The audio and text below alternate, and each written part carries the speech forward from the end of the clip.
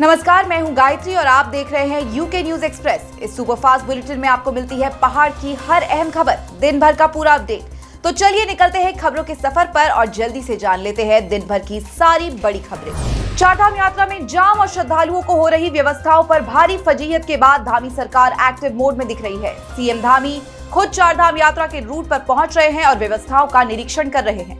श्रद्धालुओं और आम लोगों से भी मिल रहे हैं और उनसे पूछ रहे हैं कि किसी तरह की कोई तकलीफ तो नहीं हो रही है। ये तस्वीरें यमुनोत्री नेशनल हाईवे की हैं। धामी ने एक बस में चढ़कर श्रद्धालुओं का फीडबैक लिया। इसके बाद बड़कोट में बने पंजीकरण जांच केंद्र पर पहुंचकर यात्रियों की समस्याएं सुनी। सीएम धामी लगातार अपने आला अफसरों के साथ चारधाम यात्रा पर समीक्षा बैठक भी कर रहे हैं। संबंधित विभागों से डेली रिपोर्ट ली जा रही है। ये पूछा जा रहा है कि जो दिशा निर्देश जारी किए गए हैं उनका ठीक से पालन हो रहा है या नहीं। चारधाम यात्रा से जुड़ी सभी तरह की व्यवस्थाओं की ग्राउंड पर जाकर निगरानी भी कराई जा रही है। शासन प्रशासन एक्शन में है, लेकिन सवाल यह है कि ऐसी चुस्ती पहले क्यों नहीं नजर आई। जब चारधाम में रिकॉर्ड श्रद्धालुओं के पहुंचने का पहले से ही अनुमान लगाया जा रहा था तो फिर तैयारियां भी उसी स्तर पर होनी थी। शुक्रवार को फिर से सीएम धामी चुनाव प्रचार में नजर आएंगे। धामी दक्षिणी दिल्ली से बीजेपी के उम्मीदवार रामवीर सिंह बिधूड़ी के लिए वोट जुटाने राजधानी पहुंच गए। इससे एक दिन पहले खबर आई थी कि चारधाम यात्रा में हो रही अव्यवस्थाओं की वजह से धामी ने चुनाव प्रचार समेत अपने सभी राजनीतिक कार्यक्रम रद्द कर दिए हैं। धामी ने इसके बाद देहरादून में अफसरों के साथ चारधाम यात्रा को लेकर हाई लेवल मीटिंग का दौर भी चलाया। कई नए दिशा आदेश जारी किए गए। शुक्रवार दोपहर यमुनोत्री रूट पर जाकर व्यवस्थाओं को जांचा और फिर शाम को चुनाव प्रचार करने दिल्ली पहुंच गए। चारधाम यात्रा में रील्स बनाने वालों के खिलाफ हो रहा है सख्त एक्शन। नए आदेश के तहत मंदिरों के 50 मीटर के दायरे में रील्स और वीडियोग्राफी पर बैन लगाया गया है। आदेश जारी होने के बाद चारधामों में निगरानी पहले से कड़ी है और नियम तोड़ने वालों पर कार्रवाई होगी। सरकार का मानना है कि रील्स और वीडियोग्राफी भी धामों में भीड़ बढ़ने और अव्यवस्थाओं की बड़ी वजह है। पहले मुख्य सचिव राधा रतूड़ी ने कहा था कि मंदिरों के 200 मीटर के दायरे में वीडियो या रील्स नहीं बना सकेंगे। फिर सीएम ने समीक्षा बैठक की और उसके बाद जो आदेश आया उसमें 200 मीटर दायरे की जगह 50 मीटर लिखा गया। चारधाम यात्रा में वाहनों का जाम, श्रद्धालुओं की भीड़ और अव्यवस्थाओं से निपटने के लिए सरकार ने हरिद्वार और ऋषिकेश में ऑफलाइन रजिस्ट्रेशन 19 मई तक बंद रखने का फैसला किया है। इससे पहले ऋषिकेश और हरिद्वार में लगाए गए काउंटर 15-16 मई को बंद रखे गए थे। इसमें अब 3 दिन और बढ़ा दिए गए हैं, यानी कि 19 मई तक श्रद्धालु चारधाम यात्रा के लिए ऑफलाइन रजिस्ट्रेशन नहीं करवा पाएंगे। सिर्फ ऑनलाइन रजिस्ट्रेशन ही होंगे। बिना रजिस्ट्रेशन किसी को भी चारधाम में एंट्री नहीं मिलेगी। पकड़े गए तो कड़ी कार्रवाई होगी। ऋषिकेश में ट्रांजिट कैंप स्थित यात्रा प्रशासन संगठन कार्यालय के बाहर परिवहन व्यवसायियों और तीर्थयात्रियों ने मिलकर प्रदर्शन किया। इनका आरोप है कि सरकार और प्रशासन की नाकामी के चलते तीर्थयात्रियों को परेशानी उठानी पड़ रही है। ट्रांजिट कैंप में बसें भी उपलब्ध है, लेकिन प्रशासन यात्रियों को रोकने के साथ साथ बसों का संचालन भी नहीं करने दे रही है, जिससे दोनों को नुकसान उठाना पड़ रहा है। आरोप है कि जो यात्री रजिस्ट्रेशन करवा भी चुके हैं उन्हें भी बेवजह कैंप में रोका जा रहा है। गंगोत्री यमुनोत्री रूट पर प्रशासन ने कई बैरियर हटा दिए हैं। इससे बड़कोट, ब्रह्मखाल, ओरछा बैंड और सिलक्यारा जैसे इलाकों में गुरुवार को लंबे जाम नहीं लगे।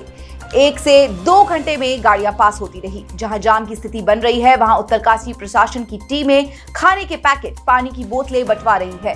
अस्थायी शौचालय के भी बंदोबस्त कर दिए गए हैं। बिना रजिस्ट्रेशन निकले यात्री वाहनों की रुद्रप्रयाग जिले के केदारनाथ धाम जाने वाले मार्ग पर भी एंट्री बंद कर दी गई है। बैरियर लगाकर पुलिस रजिस्ट्रेशन से जुड़ी जानकारियां चेक कर रही है। जिले की एसपी विशाखा भदाणे खुद ग्राउंड पर उतरकर व्यवस्थाओं की निगरानी कर रही हैं। वहीं दूसरी तरफ जाम में फंसे यात्रियों को रुद्रप्रयाग प्रशासन की ओर से खाने पीने के पैकेट और पानी बांटा जा रहा है।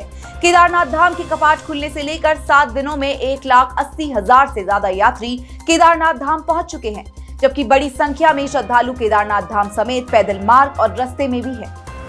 टिहरी जिले के डीएम मयूर दीक्षित भी चारधाम यात्रा व्यवस्थाओं को लेकर एक्शन में नजर आ रहे हैं। डीएम ने यात्रा रूट का निरीक्षण किया और व्यवस्थाओं की जानकारी ली। उन्होंने ऋषिकेश गंगोत्री और ऋषिकेश बद्रीनाथ रूट पर परिवहन पुलिस चौकी और पर्यटन पुलिस सहायता केंद्र का भी निरीक्षण किया। संबंधित विभागों से डीएम ने कहा है कि सख्ती से चेकिंग करें ताकि बिना रजिस्ट्रेशन कोई भी चारधाम रूट पर न जाए। इसके अलावा ट्रैफिक व्यवस्था भी दुरुस्त करें। केदारनाथ में हुआ चमत्कार। 50 मीटर गहरी खाई में गिरी 2 साल की एक मासूम फिर भी सही सलामत बाहर आई। केदारनाथ मंदिर से कुछ किलोमीटर की दूरी पर एक परिवार की 2 साल की बच्ची अचानक खाई में गिर पड़ी। खाई की गहराई लगभग 50 मीटर की थी। बच्ची के गिरने से परिजनों का कलेजा मुंह में आ गया। ऐसे में कुछ लोग बच्ची को बचाने के लिए खाई में नीचे उतरे और फिर जो हुआ उसे देखकर सब दंग रह गए। बच्ची को कोई बड़ी चोट नहीं आई और वो पूरी तरह से सही सलामत थी। बच्ची को सिर्फ सिर में कुछ खरोंचें आई थी। परिवार समेत हर कोई इसे भगवान केदारनाथ का चमत्कार बता रहा है। केदारनाथ धाम पहुंचे 2 श्रद्धालु अंधेरा होने की वजह से रास्ता भटक गए और लिंचोली में नदी किनारे फंस गए। सूचना मिलने पर एसडीआरएफ और डीडीआरएफ की टीम फौरन मौके पर पहुंची और रात में ही रेस्क्यू ऑपरेशन चलाते हुए दोनों श्रद्धालुओं को सही सलामत निकाला गया। 4 धाम यात्रा मार्गों पर जगह जगह एसडीआरएफ और डीडीआरएफ के जवानों की तैनाती की गई है, जो मुसीबत की घड़ी में श्रद्धालुओं को लगातार मदद पहुंचा रहे हैं और उनकी जान बचा रहे हैं। पहाड़ों के देवता के रूप में पूजे जाने वाले विश्वनाथ जगदीशिला डोली पहाड़ों से उतरकर धर्मनगरी हरिद्वार पहुंची। ढोल दमायूं और नगाड़ों की थाप के साथ बाबा की डोली की हर की पैड़ी पहुंचने पर जोरदार स्वागत किया गया। डोली ने हर की पैड़ी ब्रह्मकुंड में मां गंगा में स्नान किया। इसके बाद डोली की विधिवत पूजा अर्चना कर विश्व शांति की कामना की गई। बाबा की ये देव डोली गंगा दशहरा के दिन विशौन पर्वत टिहरी गढ़वाल पहुंचेगी और वहां से 16 जून को इस यात्रा का समापन होगा। इस दौरान डोली चारों धामों के साथ ही पूरे उत्तराखंड के देवालयों में 10,500 किलोमीटर की दूरी तय करेगी। नई टिहरी शहर में लोगों को पानी की किल्लत से जूझना पड़ रहा है। नई टिहरी जिला मुख्यालय के साथ ही आसपास के इलाकों में भी पेयजल संकट गहरा रहा है, जिसकी वजह से लोग प्राकृतिक स्रोतों और हैंडपंपों से पानी ढोने को मजबूर हो रहे हैं। लोगों का कहना है कि पानी के लिए उन्हें 2 से 3 किलोमीटर दूर जाना पड़ रहा है।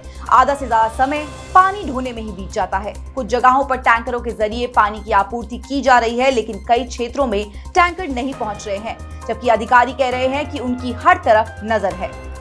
तो विडम्बना इस बात की है कि जल संस्थान और जल निगम जो डिपार्टमेंट है, ये पूरे दिसंबर जनवरी फरवरी तक जो है दावे करेंगे, बड़े बड़े दावे करेंगे कि इस बार कोई क्राइसिस नहीं हुई, इस बार हम पूरी तैयारी कर रखिए। लेकिन जब तैयारी की बात आती है तो ढाक के 3 पात हो जाते हैं। आज स्थिति ये है कि पूरे जनपद में लगभग 350 से लेकर 450 गाँव में आज पानी की बड़ी क्राइसिस है आज की डेट पे। बहुत दिक्कत हो रही सर। आज के टैंकर आ रहे हैं पर एक दिन छोड़ के आ रहे हैं। टैंकर से पानी भर के हम होटलों में ले जा रहे हैं। ऋषिकेश में रिहायशी इलाके में घूमता दिखा जंगली हाथी तो पसर गई दहशत। घटना रायवाला के हरिपुर कला की है। देर रात हाथी यहां रिहायशी इलाके में घूमता नजर आया। हालांकि हाथी ने किसी को नुकसान नहीं पहुंचाया। सूचना मिलते ही फौरन रिस्पांस टीम और वन विभाग के अधिकारी पहुंचे और हाथी को रिहायशी इलाके से जंगल की ओर भेज दिया गया। वन विभाग ने लोगों से अपील की है कि वो किसी भी जंगली जानवर को देखकर होपलेस ना हो, ना ही कोई ऐसा काम करे जिससे जंगली जानवर को गुस्सा आए। इसके साथ ही सूचना फौरन वन विभाग को दे। उत्तराखंड लोक सेवा आयोग ने पीसीएस प्री परीक्षा की तारीख बदल दी है। अब ये परीक्षा 14 जुलाई को आयोजित कराई जाएगी। आयोग ने पहले अपने परीक्षा कैलेंडर में पीसीएस प्री परीक्षा की तारीख 7 जुलाई जारी की थी। यानी उत्तराखंड में पीसीएस की तैयारी कर रहे अभ्यर्थियों को अब 7 दिन और एक्स्ट्रा मिल रहे हैं।